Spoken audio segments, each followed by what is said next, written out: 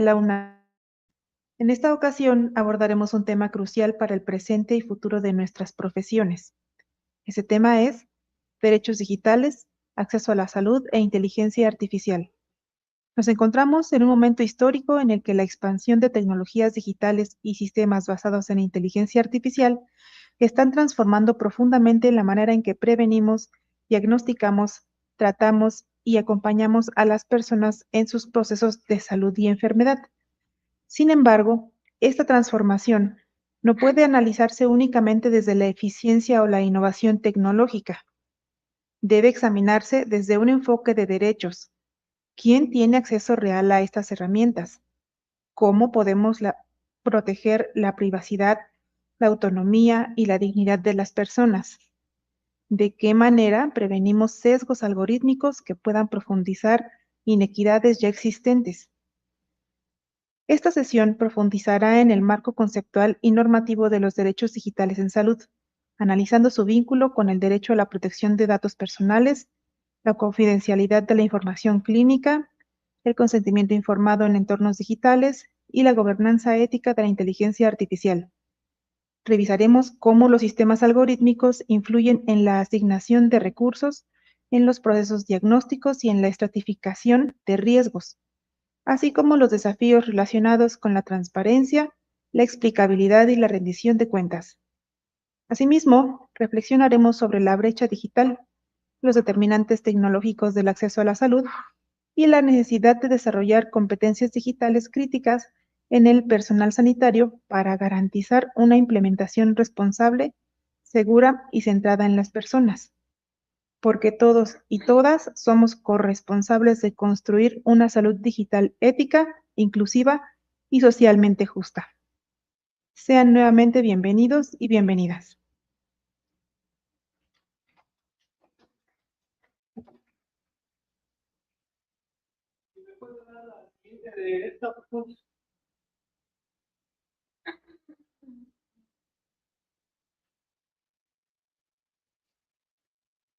La siguiente. No. La anterior. Yes, gracias. Gracias a todos por su asistencia. La doctora Davis, Meg, es profesora de salud digital y de derechos digitales en salud. Es directora de investigación en en el Centro Interdisciplinario de Metodologías de la Universidad de Warwick y trabaja actualmente como profesora del módulo IM 961 del Global Digital Health and Human Rights en ese mismo centro. Ha trabajado desde 2026 en aspectos de salud digital y del proyecto de derechos en salud digital en Genève Graduate Institute. Previamente ha realizado algunas investigaciones en el Centro de Derechos Humanos y Justicia Global en la Universidad de Nueva York. Ha trabajado también en la Escuela de Leyes de Columbia y en la Universidad Fordham. Obtuvo su maestría y doctorado en la Universidad de Pensilvania con una estadía postdoctoral en la Universidad de Yale y también en la Universidad de California en Los Ángeles. Ha sido visitante de derechos humanos en la Fundación Global de ayuda a pacientes con VIH, SIDA, tuberculosis y malaria, y ella institucionalizó esta garantía de atención en 120 países.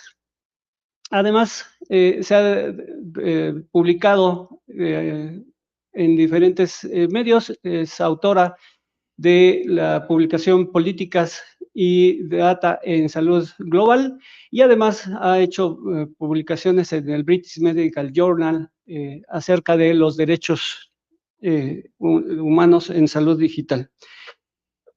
Meg, thank you for your participation and welcome to this Faculty of Medicine to the National University Autonomous of Mexico.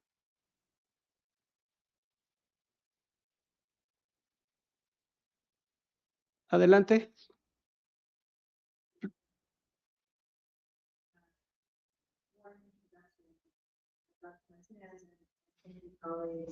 It's really a pleasure to join you. Good morning, good afternoon, and I only wish I was there with you in person in beautiful Mexico, but as it is, I'm here in less beautiful London. Thank you so much for this opportunity to share some work and some lessons and reflections. And I really look forward to presenting and then to hearing some of your reactions and questions from your own expertise and experience. So I understand we have about an hour together, and I have a presentation that maybe 40 minutes to share with you, and then I look forward to the conversation. And if you ask it in Spanish slowly, I might be able to understand, but otherwise I might have to ask for your indulgence and apologies if my Spanish is not good enough to do this in Spanish. I hope that that is visible. Please tell me if it is not. So I wanted to begin by introducing to you my colleagues who are really the inspiration for this talk today and have been a source of great insight and learning over the past 5-6 years.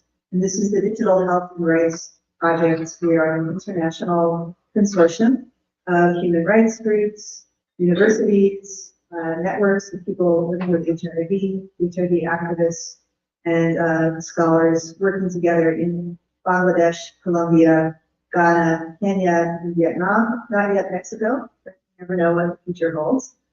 And we're really exploring together how the digital transformation of health is changing human rights, especially for young people whose needs are rarely considered in digital health and in AI for health. And that is young adults who are living with HIV, who are sex workers, who are LGBTQ+. And so we are learning together, reflecting on the lessons from the HIV response, lessons about marginalization, stigma, discrimination, inequality, how that shapes access to and inclusion in health systems, as well as lessons about how people have been able to mobilize in communities, both locally and transnationally, to create meaningful, to mobilize funds, to govern and to change laws and policies, to create an enabling environment for health. And thinking about how that example from HIV might be useful to inspire thinking and research and activism across borders in the digital age. So I'm going to propose these 3 lessons that we have learned. And the first is that human rights, while it was conceived in the 20th century, remains useful today for community empowerment, mobilization, solidarity across borders. And second, that digital access and inclusion is profoundly intersectional, that it's shaped by gender, race, geography, class, language, obviously, but many other factors that create inequalities in health also create inequalities in digital health. And thirdly, that to strengthen governance of digital technologies and artificial intelligence for health, we need now to find ways to mobilize new forms of community power and new forms of meaningful participation to shape this governance and ensure that these new tools meet needs and not only private sector needs. So these are my assertions, and I plan to talk about this in my talk today. And to begin with, and I apologize if this is known well to this group, but I want to start with the Universal Declaration of Human Rights and the 10 core human rights treaties, including treaties on civil and political rights, economic and social rights, women's rights, rights of migrants, rights of persons with rights of persons with disabilities, indigenous peoples, and others, that these are the body of human rights norms and standards. These are ratified by countries, and most human rights treaties are ratified by most governments today, and the governments in ratifying these treaties then commit to implementing them through laws, policies, governance, and public education about rights. And countries then report to the United Nations and to regional human rights mechanisms and to their peers, to other governments, about their progress in upholding these norms. These human rights treaties create rights holders, which is all of us, and rights bearers, And I like to include photographs of activists in my slides when I talk about human rights. This is a group from Cartagena of activists on the International Day of Trans Disability, public protests. Because I find it inspiring to be reminded by the work that people have done. So governments have the obligation to respect and protect and fulfill human rights, and numerous treaties uphold the right to the highest attainable standard of physical and mental health. In particular, the foundational treaty is the International Covenant on Economic, Social, and Cultural Rights. And Article 12 of that treaty upholds the right to health. And this is further elaborated in the general comment number 14, which explains that the right to health is not just a right to be healthy, it is a right to a variety of factors that ensure access to the highest attainable standards of health services, information, facilities, and goods. And so the core elements of health, as set out in this treaty, include the right to non-discrimination. So this means that people cannot be discriminated against in the health system based on gender, based on race, based on disability, based on health status, or other protected status set out in human rights law. And it includes the right to what we call sometimes in English, AAAQ, AAAQ, availability of hospitals, medicines, trained staff, nurses, etc. Accessibility, so those facilities need to be physically accessible and they have to be affordable, economically accessible, so that the public can use them. They have to be acceptable, both from the level of medical ethics, but also they have to be acceptable culturally and acceptable to people of different genders. And they have to be of high quality. So health services and information must be scientifically sound and they should be regulated. It's understood in the treaty that not all countries have the same resources to fulfill the right to health. And so, for instance, where I am right now in the UK, one might think should have the resources to fulfill the right to health for all who live in the United Kingdom. But in other countries, there may be less resources. And so it recognizes the obligation to progressively realize the right to health. So the countries should be progressively improving, progressing towards meeting the standard of the highest attainable standard of physical and mental health. And there should be non-retrogression. So that means no backsliding. So if you reach a certain standard for the right to health in the country, you should not be retreating from that and removing that access. So for instance, in the United States, where I grew up, removing universal health coverage would be seen as retrogression, removing and backsliding the right to health. And countries finally are supposed to dedicate the maximum available resources to fulfilling the right to health, and they should be prioritizing this right over, for instance, the need to develop rocket ships and go to outer space, or other things that are not immediately needed by the population. So those are core elements of the right to health. And of course, today in the digital age, we face new challenges because we have growing youth populations, and especially in English LMICs, low and middle income countries. We have a youth bulge, but this means that youth may have differential access to health services. You can see on the left there the slide showing the boom in youth populations, especially in some African countries. And on the right, you can see the share of population using the internet.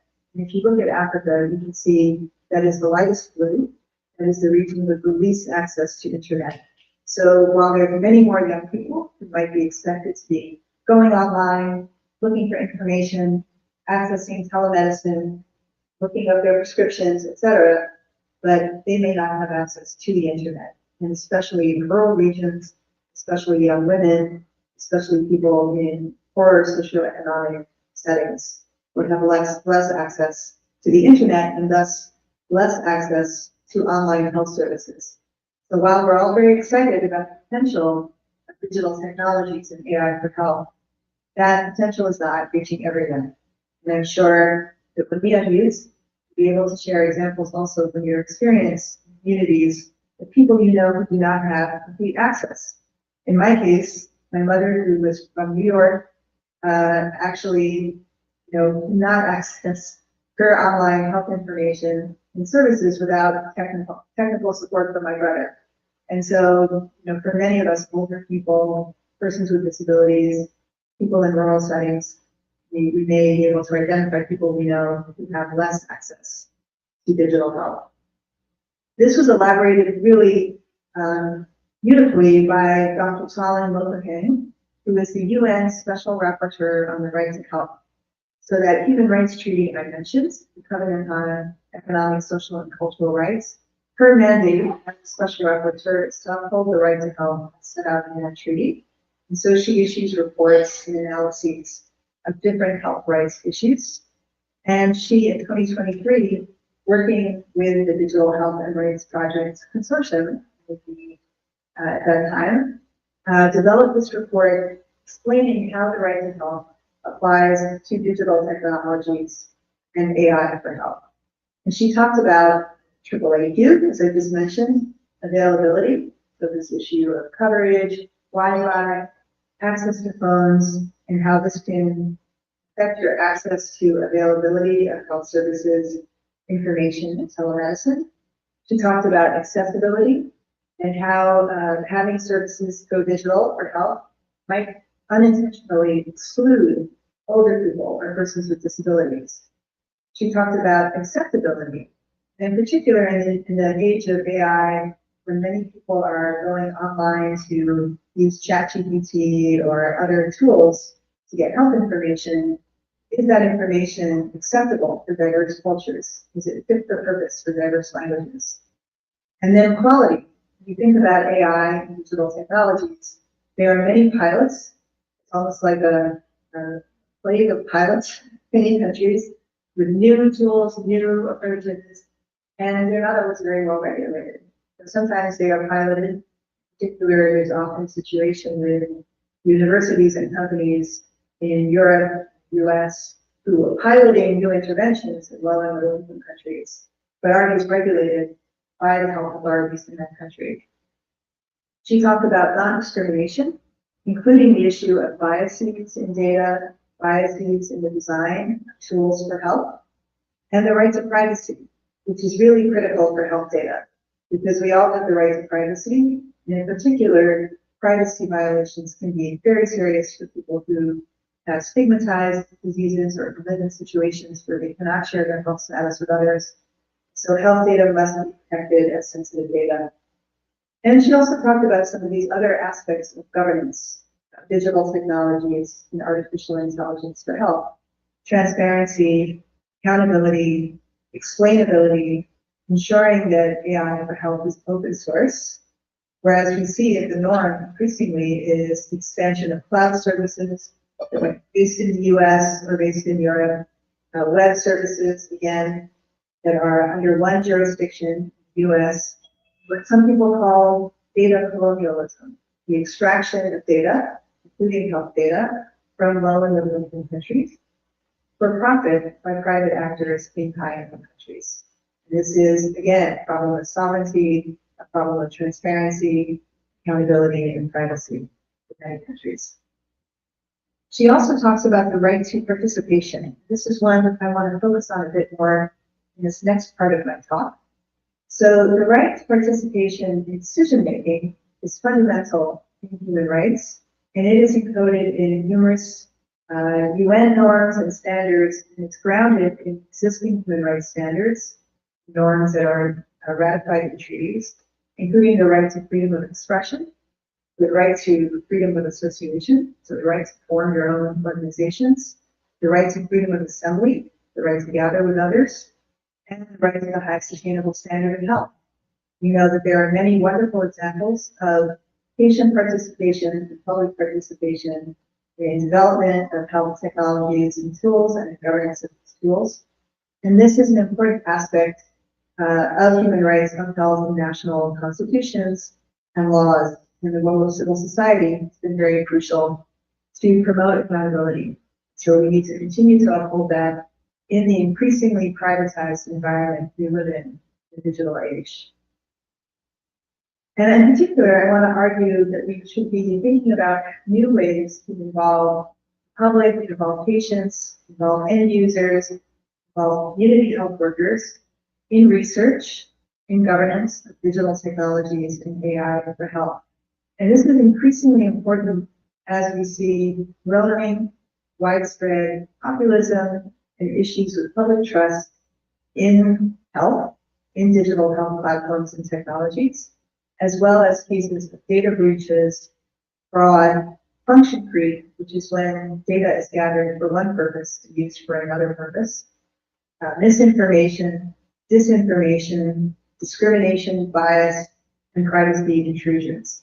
And public engagement doesn't solve all these problems, but it does help strengthen the legitimacy of governance. It helps to strengthen public trust. And it helps to create more robust and well-designed technologies and tools that really meet diverse local needs.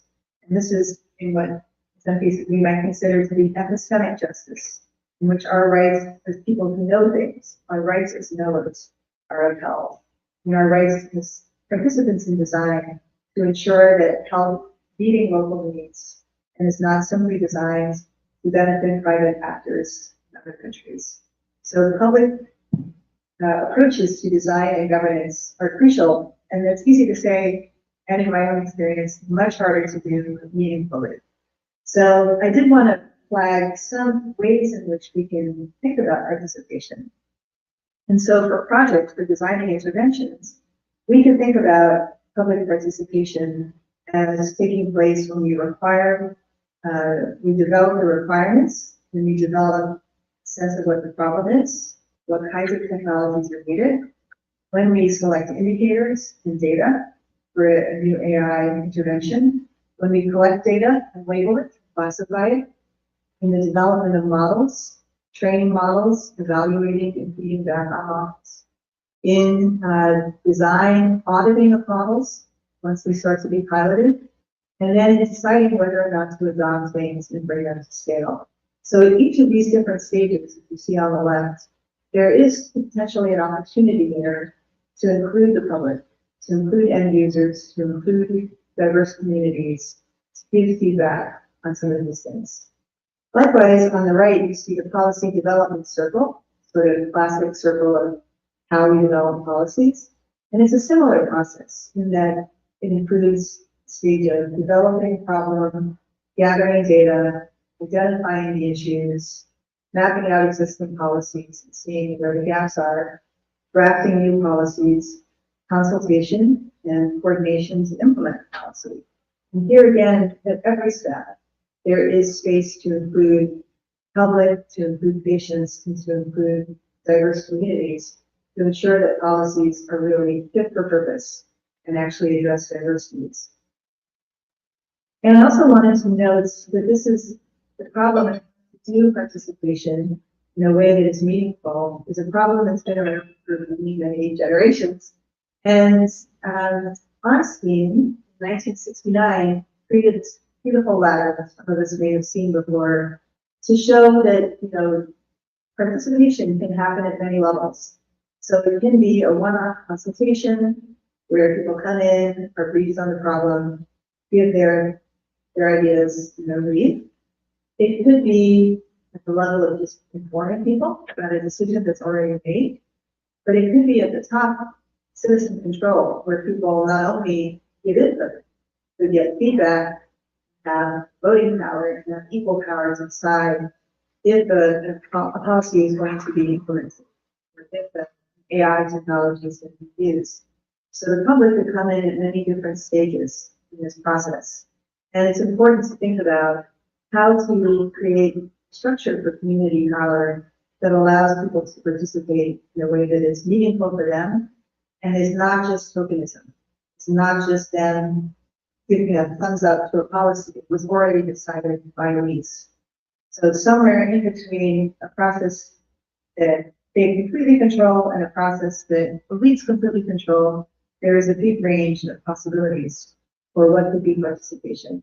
There are many different definitions of this, including within AI and development of participatory approaches to AI. So for my project, which I'll talk about in a minute, and then look forward to hearing your voices too.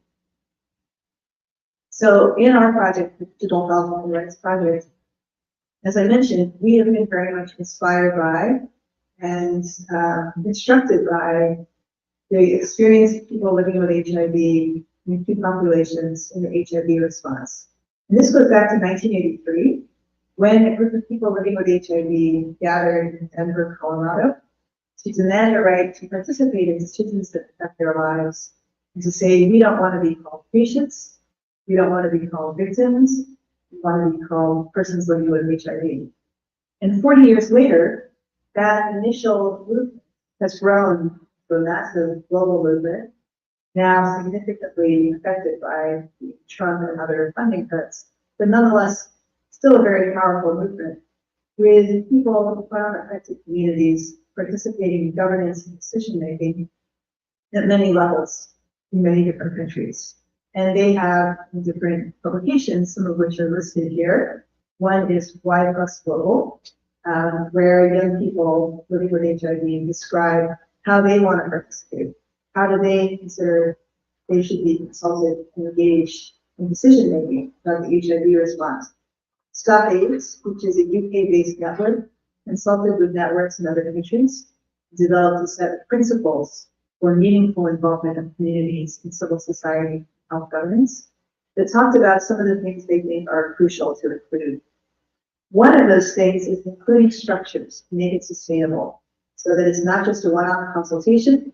You bus people in, tell them what your decision is, they say, "They sounds good to us," and then they leave. But have sustained ongoing conversations in which you are working with a group of community representatives who get to know each other and who have funding to support their time and other support to enable them to participate meaningfully. So for the Digital Health and Rights Project, working in Colombia, Ghana, Kenya, and Vietnam, we've established 4 community advisory teams. Each one is hosted by an NGO or a university. So the one in Colombia is hosted by Universidad de los Andes, and the others are hosted by NGOs in other countries. And in each one of those community advisory teams, they have a group of about 10, 12 young people who in turn represent other networks, constituencies, and they have come together to participate in our research, to mobilize participants, to lead discussions. Sometimes they help lead focus group discussions, analyze data, and they sit on our global governance board, on our global steering committee, and exercise a vote equal to me as the principal investigator and to every other executive director of an organization on our board. So that means from the community to the global and back again, we have community representation throughout our project.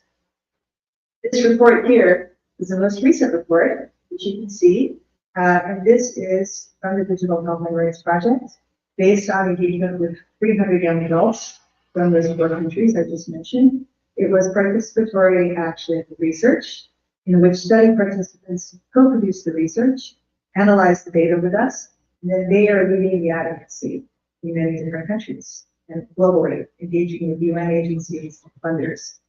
And the study found, read the report, we will have a Spanish translation up very soon, so please follow us for that. But they found essentially that many young people use their mobile phones to search for health information services are talking about experiencing online abuse, verbal abuse, stalking, cyberbullying, and more. And they have privacy concerns because many do not afford their own smartphones and have to share phones with peers and family and partners. And because many are living with HIV or are LGBTQ or sex workers, there was a lot of fear of stigma and privacy intrusions. Now they are using these findings in advocacy. 3/4 of the young adults in our study describe online abuse. And I think when we talk about digital health and AI for health, we have to understand that for us, who work in this field, we may see it as a separate thing that only happens within the health system. But for young adults and for many people, you use your phone to get online, to book an appointment, to check your test results, order something from a pharmacy. You might also be using TikTok or Instagram to look for health information. You might be going on WhatsApp, chat with people. You might be going on dating apps, look for companionship, and all of this is happening on the same device. So for young people in our study who experience bullying and abuse and harm, to them that made them in some cases experience psychological harm, and in some cases physical harm. People were lured into violent attacks in Ghana and Colombia, and also that it might lead them to be less willing to go online to search for help, information, or services because of what they had experienced with themselves or their peers. Most of the young people we spoke with in our study said they were not able to access remedy or support. Reporting to social media platforms was ineffective because the abusive account would be taken down, come back a day later, or it might not be taken down at all. And that many felt that going to law, going to police was not effective for them either. Either they weren't taken seriously, or they experienced abuse from the police, and therefore were unlikely to report. And so they talked about wanting to have more training on their rights, more support to bring complaints, to bring cases to others. And so that's what young people in our study are now advocating for. And this is a set of the recommendations that really calls for all of us to recognize that access to health now depends on access to digital technologies, and that at the same time, accessing digital technologies increases the risk of online abuse, especially for women, people living with HIV, marginalized communities who are affected by HIV. And they also called for a survivor-centered approach in which we put the needs of the survivors first.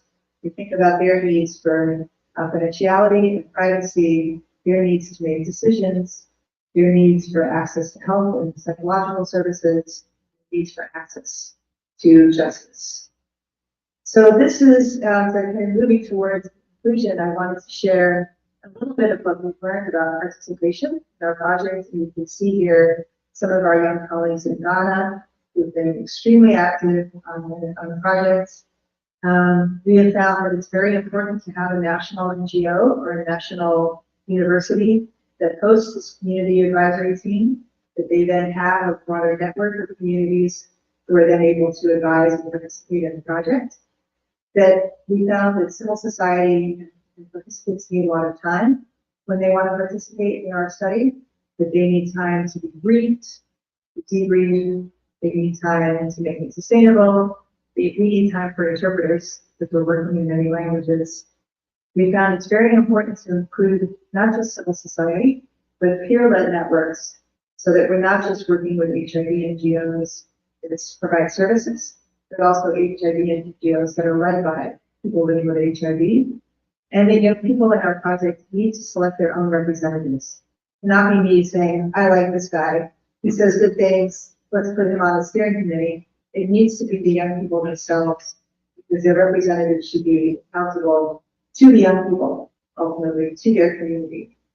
We found that diversity is very important to the young people in our project, that they want to see not only young people who look like them, but also diverse people, diverse backgrounds, diverse sexual orientations and gender identities, diverse levels of disability, genders, everything. The more diversity, the more legitimate we believe our gatherings are. And we've tried very hard to develop an anti-oppressive approach in which we all reflect on our power and think about how to address power inequalities across our consortium. It's very large and diverse. And finally, we have identified the need for funding for projects that include so many different community groups. It's a continuing challenge. I'm sure everyone knows about this, but especially at the current moment, it's very difficult to get funding to sustain this kind of work. So I guess with that, I'll just wind up. I'm really looking forward to your comments, reactions. Please feel free to disagree. The challenge, I enjoy a healthy debate. I think just to underscore, for us, human rights has been very important in mobilizing communities, in identifying, analyzing problems, and finding solutions together to move things forward. We believe that digital inclusion is a fundamental human right. It is now a determinant of other rights, and so we continue to advocate for that. We understand digital inclusion and digital access is intersectional, that it's shaped by many different forms of inequality, and that we should never assume that everyone is online, because there's some shame now to saying you're not online. So many people face different barriers, and we have to be sensitive to those and find solutions for those. And finally, to strengthen the governance of digital health and AI for health really has to be built on community participation. And there are really useful lessons to learn about how to do this from the HIV movement. So I'm sorry, I'm starting to lose my voice, but I did just want to share some of our articles and reports. They are also on our website, which is digitalhealthandrights.com. And I'm also wanted to share our online training tools. We have many now, including one on Coursera, which is in Spanish, developed by our colleagues at Hernandez in Colombia. So please check that out. And I'm happy to share the link also with your colleagues afterwards, if that's of interest. And finally, that's my email. My email is Sarah Davis, but my name is Meg. Most people know me as Meg. So please feel free to reach out. And I will stop there and look forward to comments, questions, discussion. Thank you very much.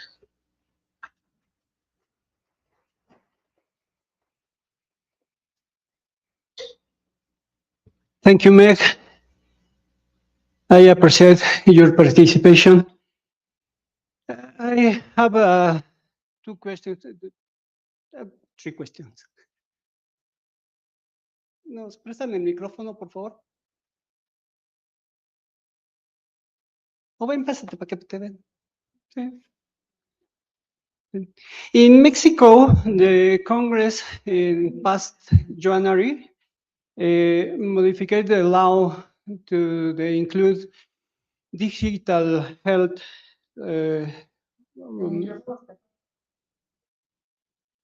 ¿Está apagado o no? ¿Sí me escucha, no?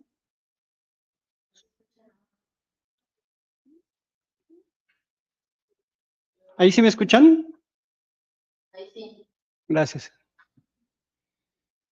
In past January, the Congress in Mexico include the health digital has a right, human right.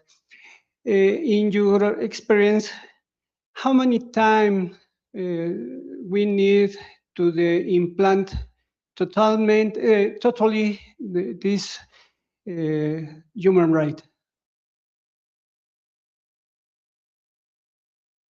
Thank you very much. So if I understood you correctly, the Congress has passed a resolution to recognize digital inclusion as human rights. And that's really wonderful. I would love to see that and maybe share with some of our colleagues, because I think we're always looking for good models, good practices that we can share with colleagues, and especially with civil society and academics in different countries. I think we're at the beginning of a long journey with digital rights, and I think it's going to take a long time to include all the different diverse needs. So we have to really begin to understand, as I mentioned earlier, the diverse forms of inequality that can shape access and inclusion.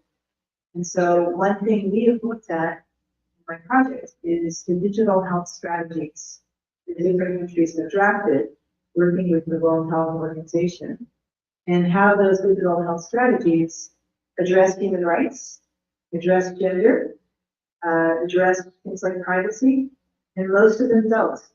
So most of them, unfortunately, make no mention of women. Most strategies that we looked at made no mention of gender inequality, didn't address the digital divide, made very little mention of privacy. So I think it's just beginning. I think we have a long learning journey to go through to understand how to create digital health governance that really works for all of us at university. I hope I answered your question, but please ask me again if I didn't. Thank you. Yes.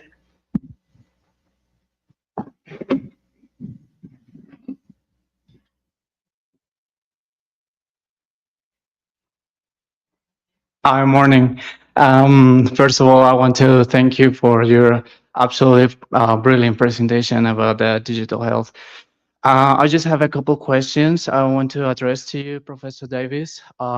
First of all, I understand that as human beings, we are entitled and hold to the right to health.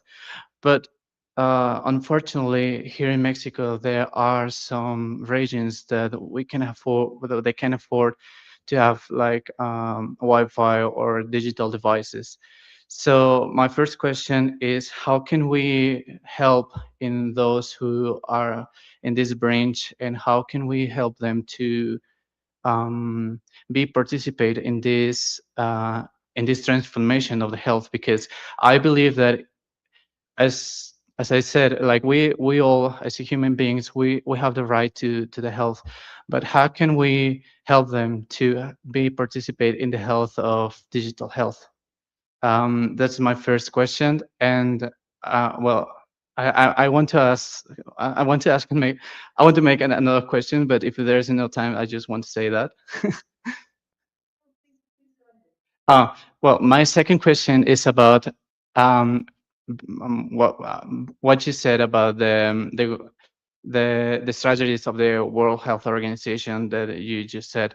And I say it's I didn't I just want to make my mind clear, but sorry about that. But how can we help those communities about the governance? How can we strengthen the governance in digital health? Because as you said, we all have our personal information in all devices, like in our mobile phones, for example. Like we hold WhatsApp, social media, and those apps have vital information about us. But how can we strengthen that governance according with the strategies of the World Health Organization? Wow, wonderful questions. Thank you so much. Thank you.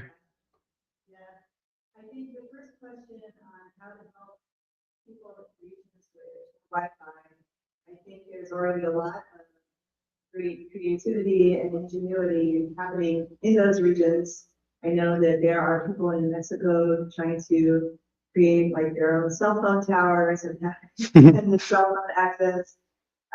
There are, of course, things like shared Wi-Fi rooms where people can get online, in shared spaces, libraries, of course, if there are resources there. It is extremely difficult, right? And I don't know that I have an answer that you haven't tried already, or that people are not trying. But I do think it is important to advocate for coverage, and in particular for rural regions, and particularly I want to advocate for women in rural regions. Because in many cases, we found in our research, we didn't work in Mexico, but we did work in Colombia, as you heard. And in Colombia, we found that women in rural areas often had to use their husband's phones. So maybe there's one phone in the family and it belongs to the man because he has a job. And that meant that for women to get access to health information and services was extremely challenging. They had to make sure that their husbands gave them access, and sometimes their husbands wouldn't let them have access, or if they wanted reproductive health, they might not be able to access it if their husbands didn't agree. So I think that that is a real issue and one that might require some further research and some further convening in partnership with civil society and with local health authorities to understand the needs of women in rural areas and to make sure that we're supporting them to develop innovative solutions. And I did find in Kenya, in our study, that young women who did have access to smartphones sometimes became treated with much more respect. Suddenly, they were the authorities because they could go onto a web platform and do a search for someone's symptoms. They could explain, what the pros and cons of different medications were because they could access this information. So suddenly, young women might become authorities in their village if they had access to a smartphone. So I think doing more research, I know that's a classic academic answer, but I do think that that is very valuable, and especially because much of the research about digital health and digital rights has been done in the global north and is not very useful always in other places. So I think we need more locally defined and driven research. On WHO and strengthening digital health governance, I will share the link with Dr. Marie Martinez after this call. I'll put it in the chat if I can find it quickly for the Coursera course, because that's free of charge. So anyone who can get online can access it. And in addition, we have a digital empowerment hub where we have a lot of tools. I'm sorry, most of them are in English. but we might give you ideas for your own to hold discussions with communities about what their digital rights are. I always think it's very important when I'm doing research with young people to lead them with something. And so I try to have a little conversation at the end of a focus group discussion to explain how you turn off notifications on your phone, to explain where the data goes. It goes into your phone, who can access it, who can see it, to give them options that are not Facebook, so much. Yes, that is the Coursera course. To give them options for like Signal instead of WhatsApp, or other things that are, less exploitative options, to talk to them about VPNs to protect their privacy. So I just try to leave them with a little something. And there is a good opportunity now to engage with the World Health Organization because they are developing their new global strategy for digital health.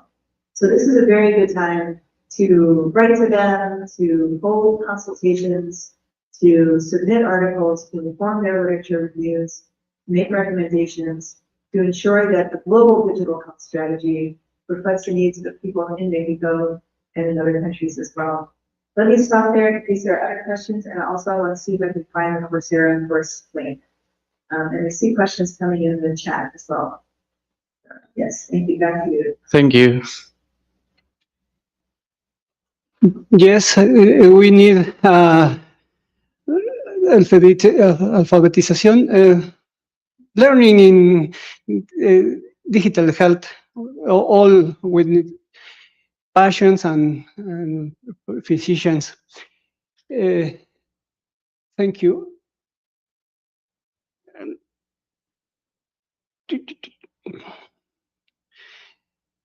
Dr. Campos, right, our government has introduced a national registry of telephone numbers linked to biometric data beyond the cybersecurity risk. Does they represent a human rights issue?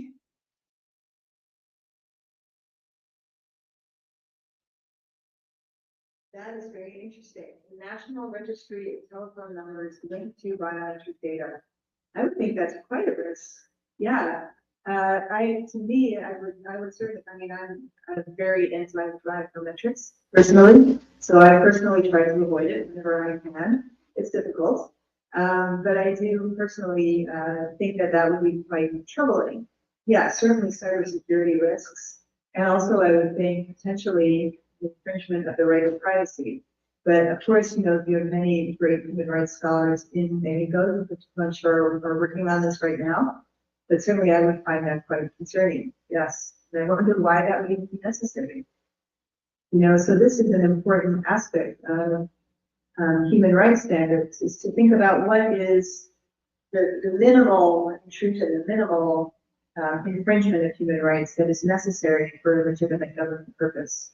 This to me, I would have to know more, but it does not sound minimal. It sounds quite intrusive. Thank you for sharing that. Dr. Campos, right? In countries with major deficits in all fields, how come the communist decision makers, the respect for and the promotion of digital human rights are the priority? No se escucha. Pues ya está ahí, doctora Campos, dígaselo, por favor.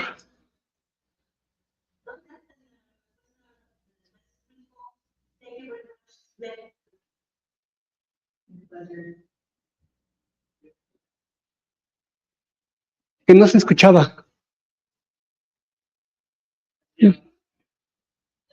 Ah, ok.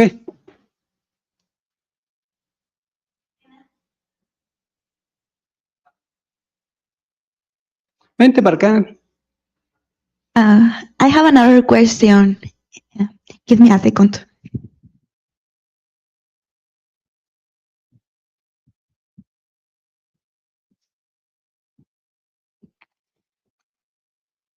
Thank you so much for your presentation. It was very interesting.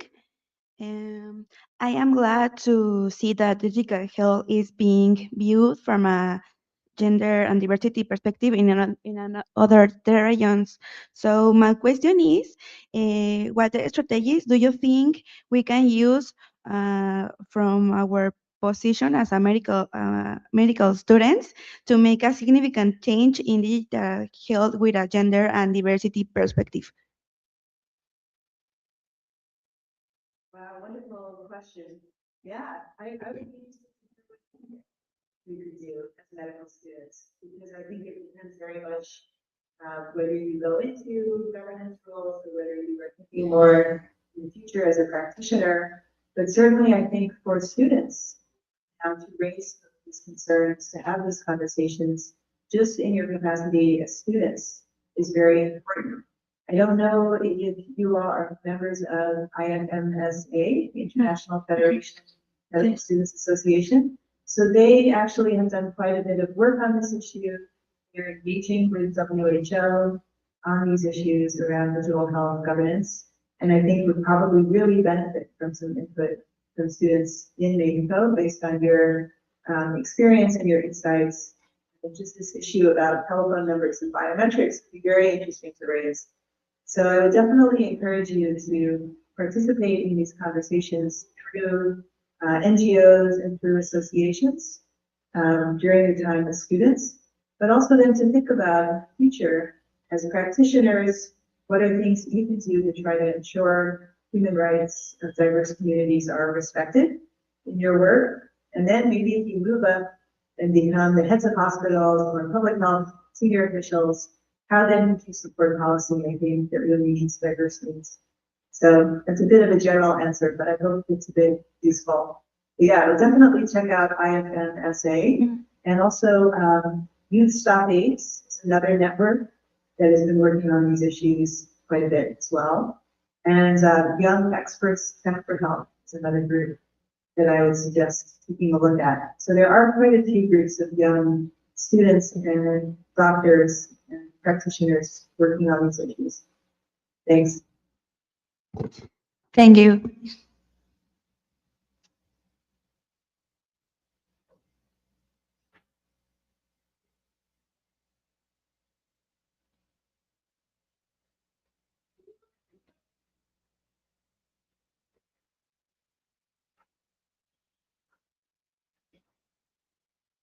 And here right now, I don't know if someone's speaking. Oh yeah, here we go. Dr. Davis, Meg, thank you very much for this presentation. I send this recognition for your participation in the seminario, excuse me, en salud digital. Los esperamos el día 24 de marzo en nuestra próxima sesión. Si nos presenta, por favor, la invitación.